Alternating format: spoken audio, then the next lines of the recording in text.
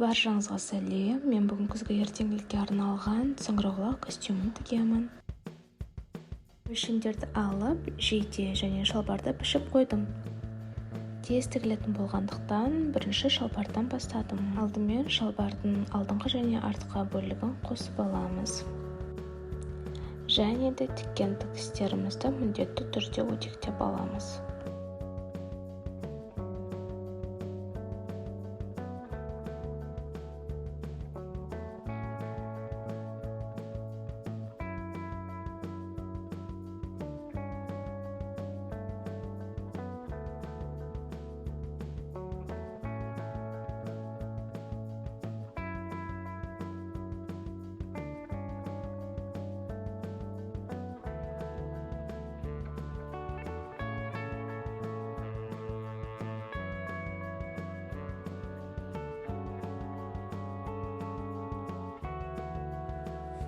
Және де оверлокпен барлық жағын өңдеп, міндетті түрде шетін түйіндеп қоямыз.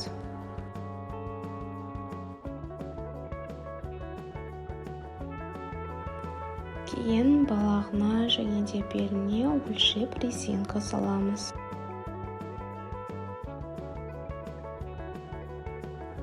Резинка айналып кетпес үшін алдымен матаның шетіне тігіп, сонан соң қайырамыз. Сол кезде тігістігіміз, резинкамыз әдемі болып тұрады.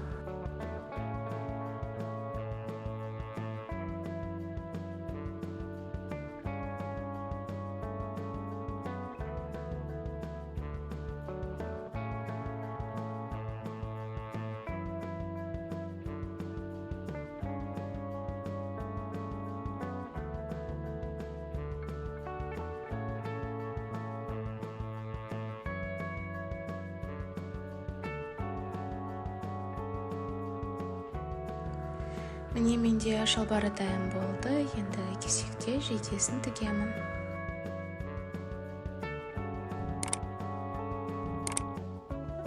Жейдені де шалбар тіккен сияқты барлық бөліктерін қосып тігіп аламын. Және де артқа тігісті тіккен кезде шамамен 10 см қалдырамын. Ол жерге ілгек немесе замок қоюға болады.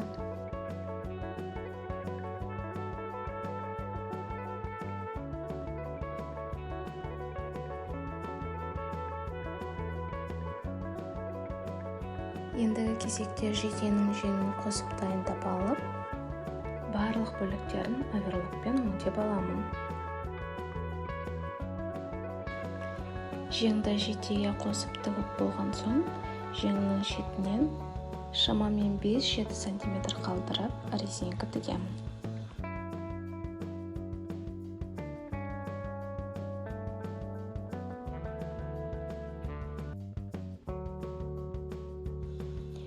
Сонымен қатар жейденің шетінен шамамен 15 см қалдырып, бұл жерге де резинка тігіп аламын. Ендігі кезекте костюмның бас киімін тігемін. Бұл жерде көріп тұрғандарыңыздай шляпа және де фольганың көмегімен бас киімнің лекалысын алдым. Бас киіміміз 3 бөліктен тұрады.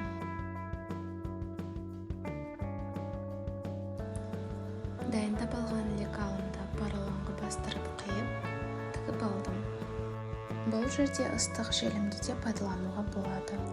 2 бөлігін қосып тігіп алғаннан кейін дөңгелетіп 3-ші бөлігін қиып аламыз. Және де выточка салуды ұмытпаймыз.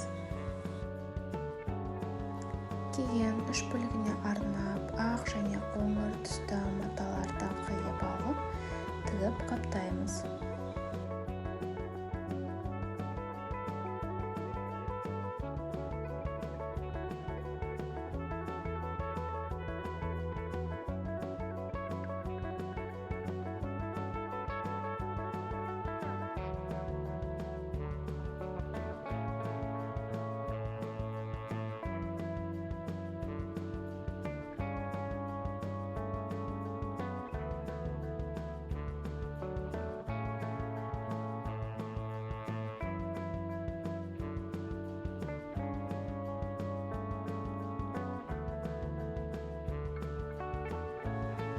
менде бас киімім дайын болып қалды. Бас киіміміз орнықты тұру үшін міндетті түрде резинка тағып қойыңыздар. Костюм әдемі әрі сүйкімді болып көріну үшін мен күзгі жапырақтарды фотобумагеге шығарып алдым. Және де осылай әдемі қылып қиып, ыстық желінің көмегімен барлық жеріне жабыстырып шығамыз. Видеоны соңына дейін қарағандарыңызға рахмет. Сіздерге ұнады деген үміттемін. Подписка жасап, лайк және комментарий қалдыруды ұмытпаймыз.